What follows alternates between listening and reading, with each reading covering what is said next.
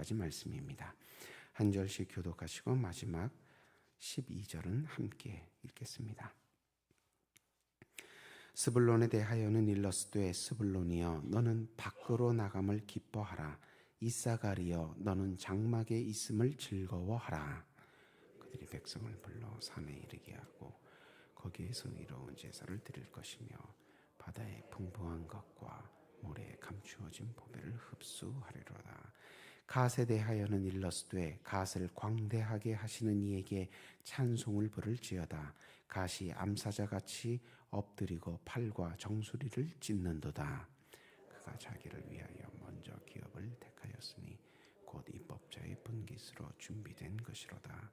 그가 백성의 수령들과 함께 와서 여호와의 공의와 이스라엘에 세우신 법도를 행하도다.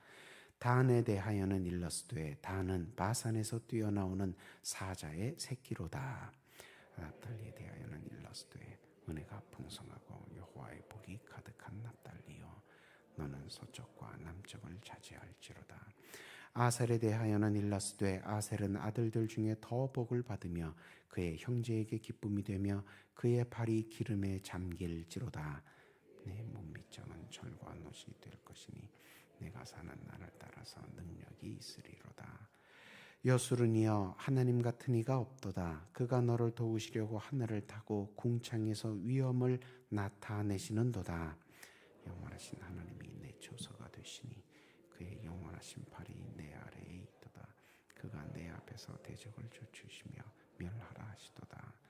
이스라엘이 안전히 거하며 야곱의 샘은 곡식과 새 포도주의 땅에 홀로 있나니 곧 그의 하늘이 이슬을 내리는 곳에로다.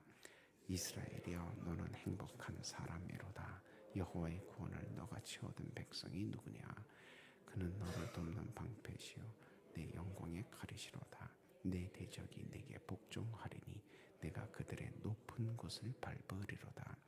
모세가 모압 평지에서 느보산에 올라가 여리고 맞은편 비스가산 꼭대기에 이르매 여호와께서 길르앗 온 땅을 단까지 보이시고 또 온 납달리와 에브라임과 므낫세의 땅과 서해까지의 유다 온 땅과 네겝과 종려나무의 성읍 여리고 골짜기 평지를 소알까지 보이시고 여호와께서 그에게 이르시되 이는 내가 아브라함과 이삭과 야곱에게 맹세하여 그의 후손에게 주리라 한 땅이라.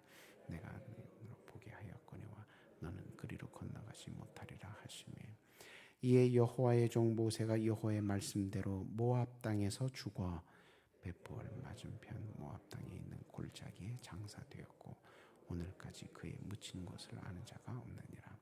모세가 죽을 때 나이 120세였으나 그의 눈이 흐리지 아니하였고 기력이 쇠하지 아니하였더라. 이스라엘 자손이 모압 평지에서 모세를 위하여 애곡하는 기간이 끝나도록 모세를 위하여 30일을 애곡하니라. 모세가 눈의 아들 여호수아에게 안수하였으므로 그에게 지혜의 영이 충만하니 이스라엘 자손이 여호와께서 모세에게 명령하신 대로 여호수아의 말을 순종하였더라. 그 후에는 이스라엘의 모세와 같은 선지자가 일어나지 못하였나니 모세는 여호와께서 대면하여 아시던 자요 여호와께서 그를 애굽 땅에 보내사 바로와 그의 모든 신하와 그의 온 땅의 모든 이적과 기사와 모든 큰 권능과 위엄을 행하게 하심에 온 이스라엘의 목전에서 그것을 행한 자이더라. 아멘. 오늘 본문은 어제에 이어서 모세가 신명기와 또 모세오경의 맨 끝에서 자신의 인생을 또 자신의 사명을 그리고 자신의 기록을 마무리하면서 남긴 마지막 말에 관한 기록입니다. 모세가 최후에 남긴 말 유언은 무엇이었습니까? 이스라엘을 위한 축복 기도였습니다. 이 모세의 축복 기도는 창세기 49장에 나오는 야곱의 축복 기도, 자기 12아들을 위하여 한 축복 기도를 계승하고 갱신하는 내용이었습니다. 신명기 33장 후반부에는 어제 이어 나머지 지파들을 향한 모세의 축복이 계속되어 있습니다. 야곱이 예언한 대로 스불론 지파는 북부 해변에 거주하게 될 터인데 스불론 지파를 향해선 밖으로 나가서 크게 성공할 거라고 축복하고 있습니다. 밖으로 나간다는 것은 해변에 거주하는 지파이기 때문에 바다로 나가서 어업을 통해서 큰 성공을 거두게 될 거라고 축복을 하는 내용입니다. 또 야곱이 예언한 대로 내륙 지방에 거할 이사갈 지파, 야곱이 이사갈, 자기 아들 이사갈에 대해서는 스불론과 달리 해변이 아니라 이 내륙 지방에 살게 되면서 복을 받을 것이라고 축복의 기도를 해주었었는데, 모세도 마찬가지로 이사갈을 향해서는 내륙 지방에 거주하면서 토지에서 큰 수확을 얻게 될 거라고, 심지어 모래에서조차 큰 수확을 얻게 될 것이라고 축복 기도를 해주고 있습니다. 갓 지파와 단 지파는 이방 민족에게 위협을 받아도 슬기롭고 시원하게 역전시킬 거라고 야곱이 축복한 그대로 모세 역시 이 갓 지파와 단 지파는 백수의 왕인 사자처럼 광대한 영토를 당당하게 차지할 것이라고 축복을 해주고 있습니다. 납달리 지파와 아셀 지파에게 야곱은 풍요로움과 유복함을 축복해 주었는데 모세도 같은 내용을 축복하며 납달리와 아셀이 받을 복과 은혜를 확증해 주고 있습니다. 이스라엘을 위한 축복의 기도를 마무리하면서 모세는 다시 한번 은혜의 하나님을 강조하고 찬양합니다.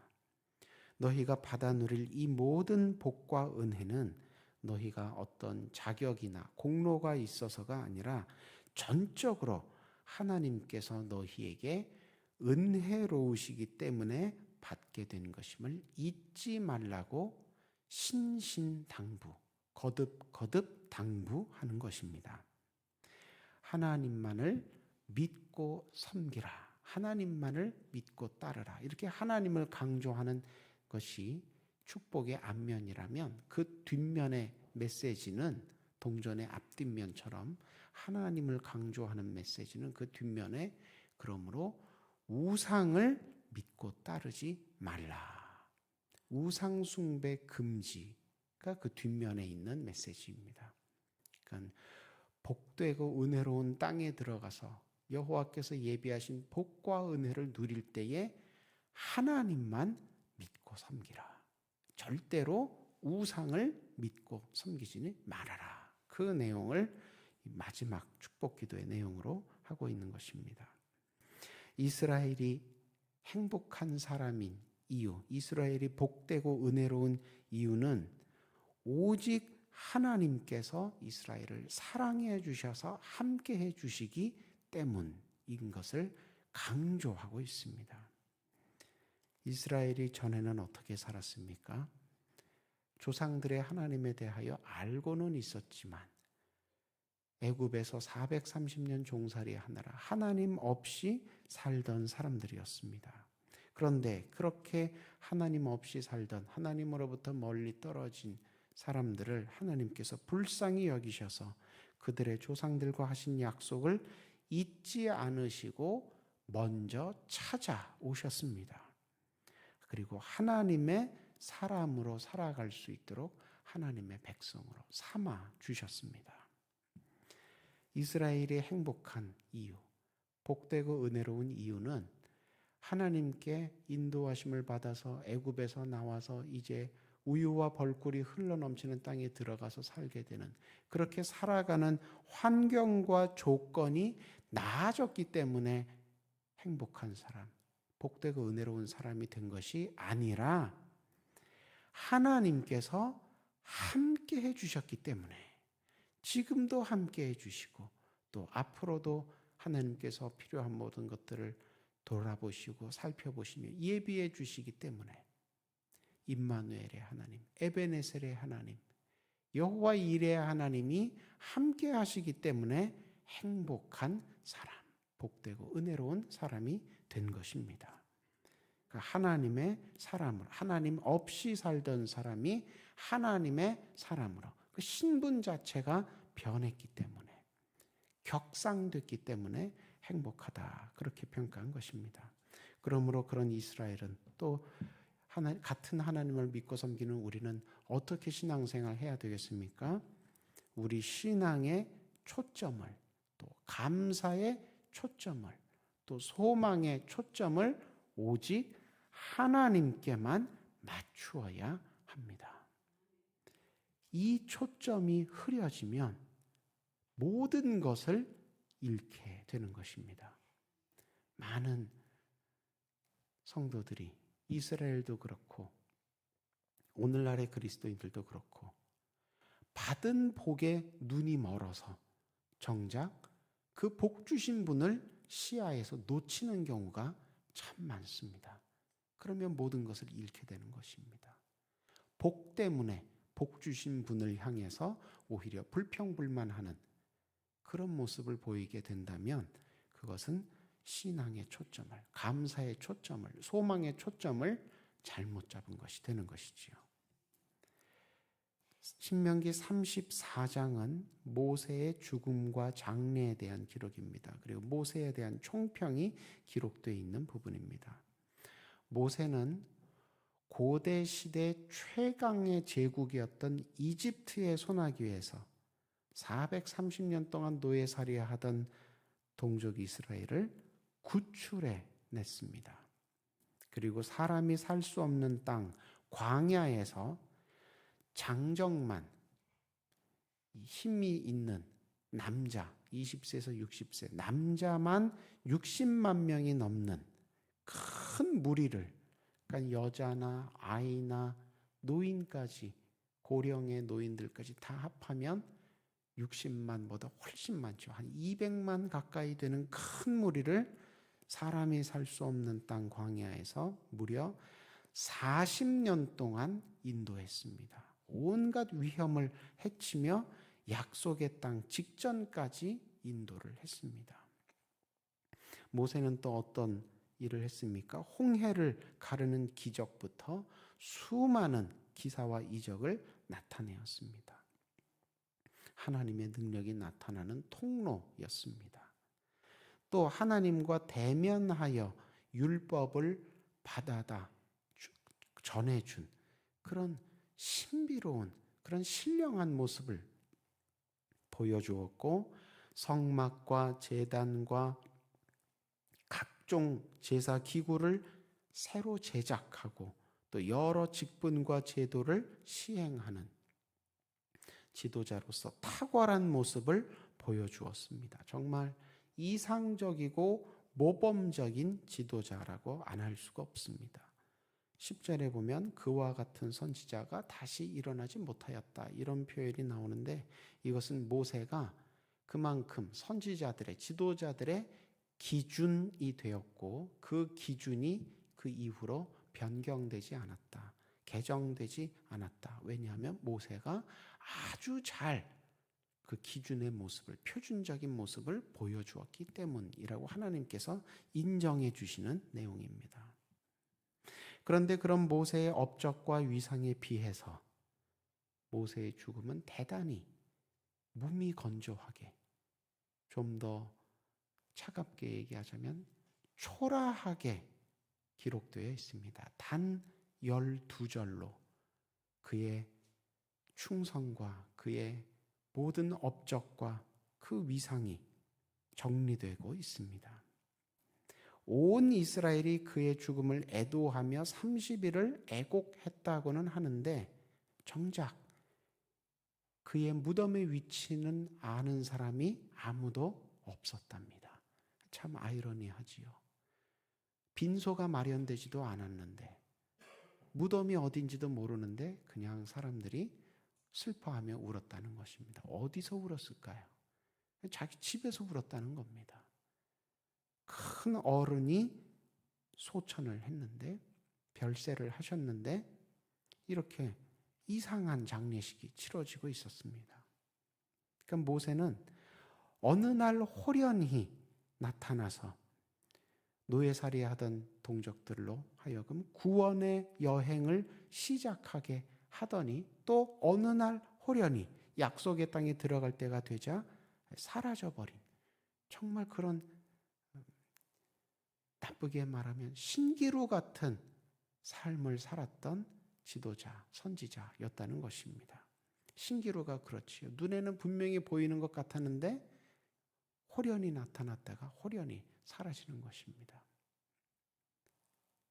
그런데 그것은 세상적인 눈으로, 인간적인 눈으로 모세의 삶을 바라봤을 때 그런 생각이 드는 것이고, 믿음의 눈으로 바라보면 모세는 어떤 인생을 살았다고 할 수 있습니까? 등대 같은 인생을 살았다가 이렇게 표현할 수 있습니다. 등대는 어떻습니까? 어두워지면 불이 들어옵니다. 그러나 해가 뜨면 등대의 불은 꺼지지요. 이것이 선지자 사명의 본질입니다. 선지자가 항구가 아니고요. 하나님이 세우신 선지자, 하나님이 세우신 왕이 항구가 아니고요. 항구는, 도착해야 할 곳은, 하나님 나라는 다른 곳에 있고, 하나님이 세우신 선지자나 왕이나 직분자들은 그 사명의 본질이 무엇입니까? 등불과 같은 것입니다. 해가 잘 떠 있는 낮에는 사람들이 다 항구가 어디 있는지 아니까 굳이 등대 켤 필요는 없습니다. 그러나 해가 져서 어두워지고 아무것도 보이지 않게 되면 등대가 빛을 탁 밝혀서 저쪽으로 가셔야 됩니다. 저쪽으로 가셔야 됩니다. 그런 역할을 하는 것이죠. 그러다 해가 또 뜨면 등대는 불이 꺼지게 되는 겁니다. 출애굽의 역사를 포함해서 모든 세계사, 우주의 세계의 역사의 주인공은 하나님이십니다. 역사의 주권자는 하나님이십니다. 그래서 하나님만이 기억되고 하나님만이 주목받으셔야 되고 하나님만이 경배와 찬양을 받으셔야 되고 하나님 나라만이 우리의 목적과 소망이 되어야 합니다. 그렇게 되도록 이스라엘을 일깨우며 맨 앞에서 솔선수범했던 사람, 모세였습니다. 그리고 이런 모세와 같은 역할은 이스라엘이 이어받아서 이방인들 앞에 모세와 같은 역할을 하도록 하나님께서 또 하나님의 백성, 선민으로 선택하신 것이지요. 그리고 오늘날 그리스도인들이 이 역할을 또 이어받습니다. 예수 그리스도께서 죄와 사망을 이기셨고 또 우리도 이기게 해주신다는 예수님의 승전보, 예수님의 복음을 오늘날의 그리스도인들도 온 세상 사람들을 향하여 말로 전달해서 이해에 이르게 하고 그리고 삶으로, 행실로 나타내어서 확신에 이르게 해주는 이런 등대의 역할, 이런 등대의 사명을 오늘날의 그리스도인들이 또 이어받아서 수행하고 있다는 것입니다. 오늘로써 신명기 묵상을 마칩니다. 우리가 새벽마다 묵상하는 이 말씀은 매일 성경 교재를 따라서 하고 있는데 이 교재 순서에 따르면 6년 텀으로 돌아가기 때문에 6년 후에 다시 신명기 말씀을 만나서 묵상하게 됩니다. 그동안 이번에 배우고 묵상한 신명기의 교훈들을 잘 간직하시고 꼭 그 말씀대로 순종하셔서 하나님께는 기쁨이 되고 이웃들에게는 선한 영향력을 끼치는 하나님의 백성으로 귀하게 쓰임받으시는 저와 여러분 되시기를 주님의 이름으로 축원합니다. 함께 기도하겠습니다. 문제보다 크신 은혜와 능력으로 끝까지 함께 하시며 안전히 붙들어 주시는 주님, 말씀을 통해 주님께만 초점 맞추고 나아가기를, 그런 우리의 믿음이 되기를 돌아보고 살펴보며 가다듬고 바로잡게 하시니 감사합니다. 말씀에 힘입어 시간이 지나고 환경이 변해도 오직 주님만 높이고 주님만을 목적으로 닮아가는 수유동교회 모든 예배자와 기도자들 다 되게 하여 주옵소서. 이 시간 육신의 연약함으로 말미암아 하나님 앞에 오늘도 눈물로 호소하는 무릎들 기억하고 함께 기도합니다.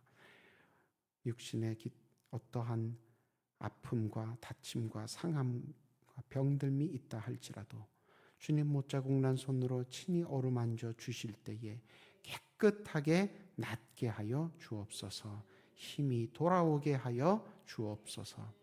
사랑하는 마음으로 간병하는 가족들에게도 영육간의 강건함으로 붙들어 주셔서 힘들고 아픈 시기이지만 잘 견디어 나갈 수 있도록 하여 주옵소서. 이 시간 또 새 담임 목사님 청빙을 위하여 온 교회가 기도하고 있사오니 우리에게 좋은 목자, 선한 목자 보내주셔서 하나님의 뜻대로 이 말세지말에 구원의 방주 사명 잘 감당하는 교회가 될 수 있도록 함께하여 주시옵소서. 원로 목사님의 가정과 건강에도 늘 동행하시고 보호하시고 인도하여 주셔서 노년의 불편함과 부족함이 없도록 지켜 주옵소서. 이 시간 1000번째 244번째 믿음으로 주님 앞에 드립니다. 심는 손길 주님께서 기억하여 주시고 이물질이 쓰이는 곳마다 쓰이는 모든 장소에서 하나님 나라가 크고 아름답게 세워지는 열매로 맺어지게 하여 주옵소서. 온전히 주님께 오늘 하루와 주일을 바라보며 나아가는 주말의 걸음들을 의탁하오며 예수님 이름으로 기도드립니다.